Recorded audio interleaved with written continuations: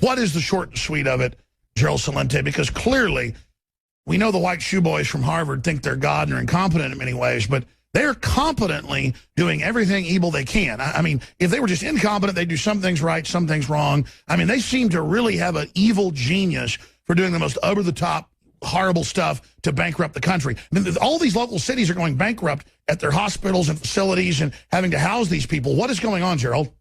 Well, you know, in staying with in listening to these interviews about the people pouring over the border, but yet they rob us of our rights every day, from the Supreme Court to the Supreme Commander-in-Chief, every politician out there, all of our Bill of Rights, constitutional rights, robbed from us in the name of protecting us from them lone wolves and them terrorists that are just lurking out there, ready to pounce on us as people are pouring over the border, as you're showing and proving, by the hundreds of thousands. And they can't stop them. But yet they keep coming out with this lie that their intelligence is going to prevent the next terrorist strike, and how we should honor all of those people that are doing everything they can to protect us by listening to every phone conversation we have, by listening to everything that we do online, offline, walking down the street, going to sleep, whatever you buy, everything they do to watch us, rob us of our rights. And then you got this fraud going on with hundreds of thousands of people, millions, when you add them up, flooding over the border. They can't stop, don't even know who they are, and they keep coming in. So how come that's not being brought up? What is the method of the madness? I mean, what is the plan? Because they're following the exact same plan in Europe, too. I mean, this is a plan. Well, the plan is, again, you know, it's when things break down, that's their excuse, as you were pointing out, to have that EU army to keep you in check. So when things break down, then they come out again and say, we got to protect you. We got to stop this from happening. It'll never happen again. So that's what they do. They create the violent situations, and then they cover it up by saying, we're not going to let this happen again. Yeah, but you created it. And because we've had the death of common sense, they never get held accountable. That, I mean, used to, they do something 5 years before and then pretend to save us 5 years later. Now they do it 1 month, block the FBI from actually stopping real terrorists, but then take more of our rights after the terrorist attack, who they allowed to come in. I mean, it's just crazy. Yeah, and then again, when you look at the entire picture, when you talk about terrorism, you know, if I was born in Iraq or Yemen or Libya or Syria or Afghanistan, and a foreign country came in and bombed my whole country into ruins, killed everybody that I love, and I'm a young kid, my parents are dead, my aunts and uncles, everybody, my friends, I have no future. You think I'd be radicalized? You think I'd want to blow the brains out of the people that blew the brains out of the people that I loved? And then they say, we got to stop this terrorism from happening. You created it. And they're creating this situation. Look, go back to the Great Depression. When the Great Depression came about, they stopped immigration from coming into this country. You couldn't come into the country after World War II. I had relatives from Italy that couldn't come over. They had quotas. They stopped it to stabilize the nation after the Great Depression because the people here didn't have jobs. We certainly weren't going to bring others in. So this isn't about Mexicans or Muslims. It's about common sense. And the common sense is, if your house is full, you can't get any more people in the doors, you ran out of food, you're going to bring more in? So that is the issue. But going back to the whole immigration issue, by the way, and I've been writing about this since the mid-'80s, it was the National Association of Manufacturers, when we had manufacturers, and then later on, Silicon Valley, the con men out there. Yeah, they want to drive wages down, even though it ultimately will destroy their own market.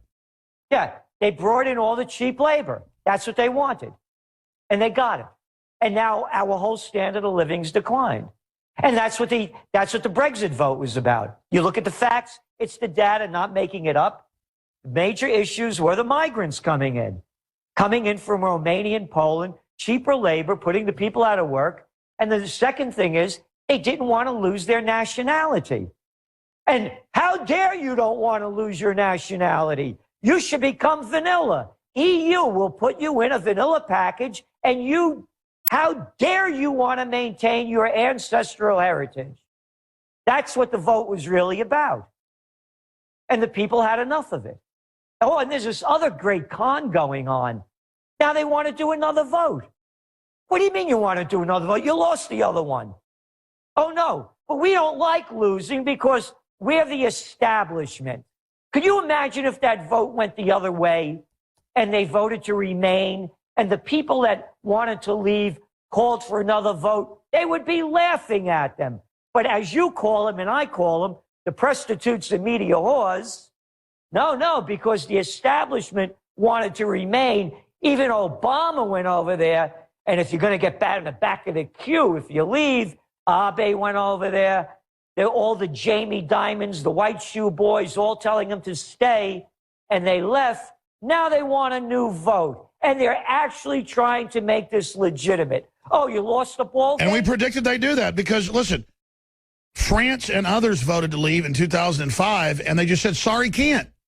So we've already seen the EU, as people try to get out of it, become more dictatorial. And I just can't believe they're actually saying, we're creating a new army, and it's going to take over your army so you can't leave. I mean, we haven't seen stuff like this since Hitler, and it's got all these weird leftist groups promoting it. What is this weird, because, you know, I'm not right-wing or left-wing. You're not either. You're like a political atheist. I'm just into liberty. What is this new love affair that the left has with radical Islam and with totalitarianism? Because, I mean, we attacked Bush for what he did, but my gosh, the left worldwide seems like they have gone stark raving mad. That's one question, A. Then B, Gerald Celente, top trends forecaster. I want to ask you this question.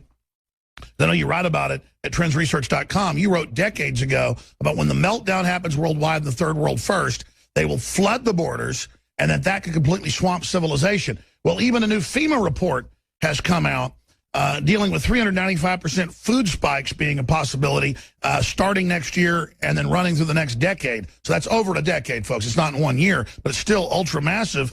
And they talk in the report about the crisis causing a global collapse from crop failure to system failure. Well, they've got, as you wrote about 5-6 years ago with Arab Spring, they manipulated the prices in North Africa, knowing that when prices go above 50% of your paycheck going to food, that causes civil unrest. So they're manipulating civil unrest, then posing as the savior, so it's pretty clear. They're orchestrating global meltdown to get more control, but it got so bad, they were so arrogant, the EU was meant to collapse financially, and then a super state was meant to come out of that, holding them hostage. I mean, that's what Davos admitted. Instead, the member states see it coming, because you and others in UKIP are informing them, Drudge is informing them, others are informing them, and so the people are informed, they're pulling out beforehand. The global government project is in deep trouble. Now, that's a lot, but please tackle it.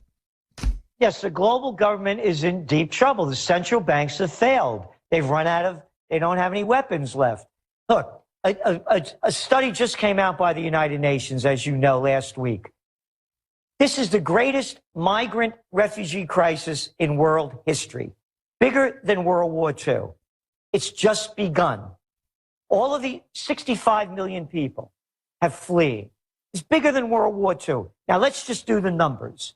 Back in World War II, there were 2.3 billion people on the planet. We now have added 5 billion people since. Now, let's go around the world. Hey, how about Nigeria? Oh, yeah, the biggest country in Africa. What, 147 million people? It's more than that now. Yeah, and the economy's collapsed. Oil prices collapsed. They're leaving. There's a revolution going on. Go to Venezuela, take a trip to Brazil. Go around the world, Ghana, South Africa, Zambia. Name the country, name the place. Greece, Italy, Spain, Portugal, the UK, everything's unraveling. Right here in the U.S. with Cook numbers, we have a 1.8% growth rate. That's a depression. So that's what I'm saying. The whole thing is collapsing. Now let's go back to the Orlando, what happened there a few weeks ago. So one guy ostensibly goes nuts, and it's a big issue. Let's stop this from happening again by robbing us of our Second Amendment rights, as if that would have anything to do to stop anything. I'm making that point because when the next explosive element hits, they're going to use it as an excuse to take more of our rights away. That's right. And to keep us down, quiet, and put in place. So the big trend, as you've been saying, is they're coming after the guns, they're coming after the private property, they're coming after the cash, they're coming after the farmers markets, they're coming after true sustainability. The good news is I'm seeing more and more local police departments and governments start to actually figure this out and openly realize that the federal government's run by a bunch of multinational criminals who plan to absolutely bring us to our knees. That's what the Brexit vote was about. It's no different whether it's the European-centric, the EU or Washington. You know, I mean, what do you got? A bunch of clowns over there, a chorus of what? 536 congressmen and senators telling 320 million people how to tie their shoes? I mean, who made this stuff up? So it's no different. So, yeah, I mean, this is, 1778, I mean, come on. It's a whole different world right now. We don't need these people to run our lives. And by the way, what's going on now with the Brexit, I want to read this to you. This was 8 days. It was our trend alert, which I'm sure you guys got 10 days before the Brexit vote. On a broader socioeconomic and political scale, with anti-immigration and anti-EU populism movements rapidly spreading throughout Europe, should British citizens vote to exit, we forecast similar direct democracy referendums igniting across the continent to leave the EU, swiftly leading to the dissolution of Brussels' central government control, elimination of the euro, and a return to national currencies. The war has begun. That's right. And now, within 2 days of it happening, we're now 5 days in, 8 countries have lined up, and the polls show they're going to exit. I just got chills, Gerald. And the EU unelected bureaucracy announced, we are ready to take your military over. You can't leave. That is so sensational. So give us your forecast. What do you expect the arrogant bureaucrats in their own la-la land to do next? They will fight and do anything they can to remain in power and rob us of our rights. They will start wars. They will enslave their own people, rob us of more of our rights. They'll start race wars? Everything. You name it, they're going to do it. They will do anything to remain in control. And again, GC's 3Gs, guns, gold, and a getaway plan. You never know what's going to happen. And you see what's going on with gold. And if you well know, we've been forecasting this, as you have. Oh, yeah. The elites have been hoarding it while telling us not to get it. That's why I didn't sell any of my gold and bought more. And I told listeners, I don't know what's going to happen, but my gut tells me it's going to go up over time, which is starting to do. Let me ask you this then. We see FEMA internal reports getting leaked where they think 395% food price increases is what they're wargaming in the next decade. Now, that's year by year, but that's still ultra-massive, as you know. Just 10, 20% a year will cause, riots worldwide. And they talk about civil unrest, collapse of society, while they stockpile weapons and guns. What do you think they think is going to happen? I mean, are they going to trigger an implosion, or has the implosion already begun and they just think they're going to ride it to power? They can't stop it. It's the central banks have failed. They have negative interest rate policies, negative, 40% of the bonds being sold?